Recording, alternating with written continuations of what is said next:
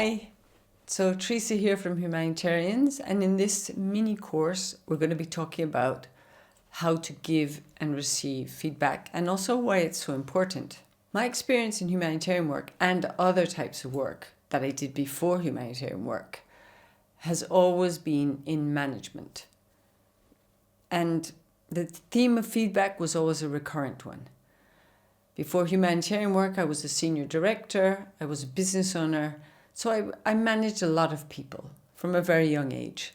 Not always well, obviously. And I was also managed then in other jobs by a lot of other people. So I managed and I was managed, as most of us in life are. I also trained a lot of people in different things, not just in humanitarian work, but also I trained teachers. I trained teachers how to teach, so I had to observe how they were teaching and then in a whole class, for example, and then give them feedback about their teaching skills afterwards, face to face, a bit like our performance reviews. I also had to hire and fire people. When you fire people, you have to tell them why you're firing them as nicely as possible, especially if it's because of their performance or some serious level of incompetence that they have that makes it kind of impossible to work with them, or a personality issue.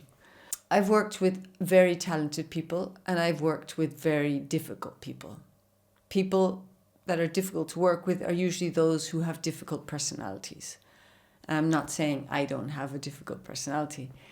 However, out of hundreds of people that I have worked with and managed, I would say there were only a few that were like impossible to work with. Mission impossible, basically nothing to be done. Very few. Most people can improve, and I myself have improved.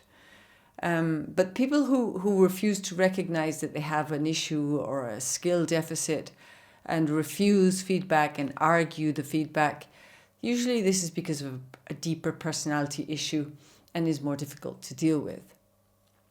So as I said, as I managed a lot of people, I was also managed by a lot of people. And some of the managers who managed me were better than others.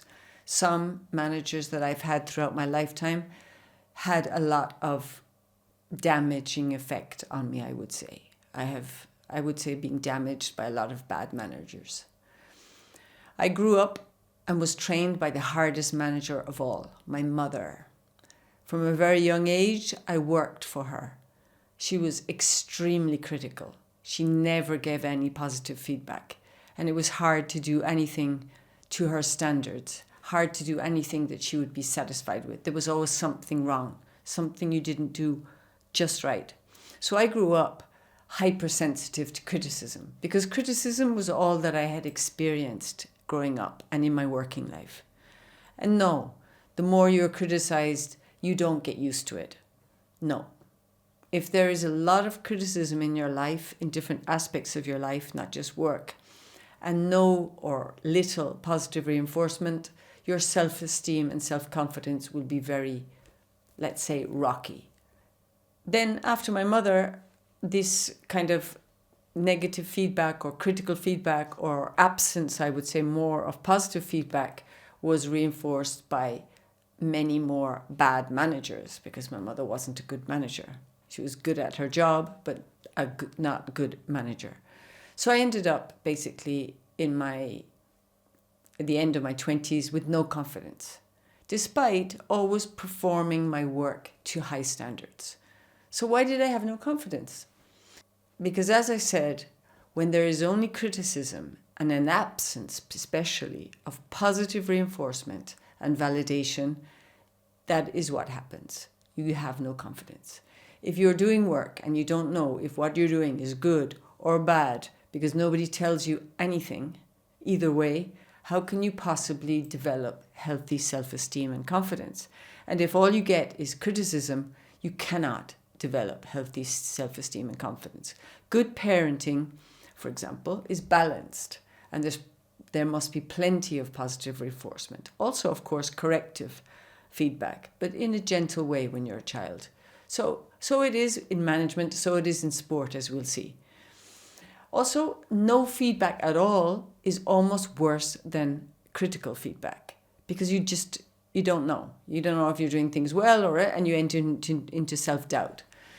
Positive reinforcement is essential, as we will see through these videos, for motivation on the one hand, and on the other hand, it's essential for increasing a person's performance, a person and a team's performance, right? But there's ways to do it. Just think about the difference in how you feel when someone says something nice about you and how you feel when they say something negative to you. When I was a teenager, I played basketball a lot and other sports, and I was pretty good, and I competed at a pretty high level, but I was never as good as I could be. I didn't reach my true potential. Why not? Because the coaching style of then and now as well was to shout at players. It wasn't to motivate them. It was to shout. So the coaches would shout at you. Shouting and swearing was the method of training, and during a match of anger if you made a mistake or you didn't do something right. If I had had a coach who didn't shout at me in training or in matches, I would have been much more relaxed on the court, less tense and less afraid. And I would have grown as a player. My talent would have flourished, not stagnated, because I would have had confidence. Those coaches diminished my confidence. They didn't build my confidence. When you're 11 years old and a big man is shouting at you all the time, it doesn't feel good. Not just me shouting at the whole team, because that was the way coaching was, and that was the way management was, and still is. As a contrast, just one time, a woman coached me. She never shouted. She was really encouraging, and I played so much better in that team, enjoyed the whole experience much more, and learned more. I grew. My confidence grew a little bit more. Then it was broken down again by those shouting coaches, but still, there was that time, and I remember that time very vividly. She corrected my errors in a gentle way and helped me to improve, told me what I should work on, what I should practice on, and why, and she did it in a way that motivated me to practice and work to improve my basketball skills. Because in basketball, like in any job, there are multiple skills that you have to dribble, you have to shoot, you have to defend, etc. So when there's no fear, you learn. Well, you don't learn when you're tense and afraid. So if only in sport and in management, coaches and managers were like that, encouraging, supportive, and gave key motivational and performance feedback in the right way. There is not enough motivational or performance-driven feedback in humanitarian work in general. If I ever received any feedback, positive feedback, it was usually followed by a but, and was usually given kind of almost reluctantly, like as if the person didn't really want to say something. I even had someone say, I'm not going to give you excellent and everything because that wouldn't be good. There has to be errors, even though you are. It's crazy. So most of the feedback is usually followed by a but. And a but, people only hear the but, right? So if you say something positive and then you say a but, people will hear whatever comes after the but. It erases the positive thing that was said first. For example, hey, John, that report you wrote is great, but it's missing a broader perspective. Albert, you did great work on fixing that tire the other day, but you left all of the tools lying around after you and I had to clear them up. Or, Sarah, thanks for staying late to get the budget in on time, but I had to stay 2 hours later to correct all of your mistakes. So what do you think people hear? Or there's this sandwich, which I hate. That sandwich that was taught for so long. Give positive, then you give negative, then you give negative again. It's rubbish.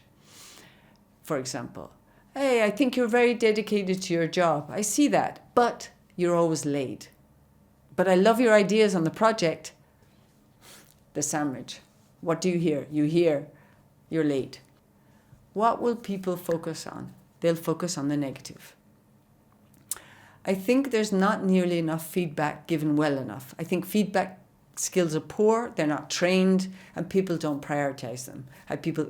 People don't know why it's so important to give corrective feedback or motivational feedback in the right way, and they don't work on their skills. I think people are afraid to give corrective feedback, especially in performance reviews, when they're not so useful anyway. They should be given at the right time, not just waiting 6 months or a year to give it in a performance review. They should be given regularly. And especially people are afraid to give feedback to people they're afraid of or who are higher up in the food chain than them. And I think they are, for the most part, we're bad at receiving feedback too. It's not that we're bad at receiving feedback. It's that we're bad at receiving criticism. There's a difference between feedback and criticism. I have seen managers who have been so frustrated with some incompetence of a member of their team for months, and they never tell them. They never corrected it. And then, when it comes to the famous performance review, they give them a brilliant performance review and never mention all of the things that they've been complaining about to other people for months. That doesn't help people to grow. As most things, giving feedback and receiving feedback is a skill that you can and should work on to get better at, because you will see that both your management and your performance will improve hugely if you work at it.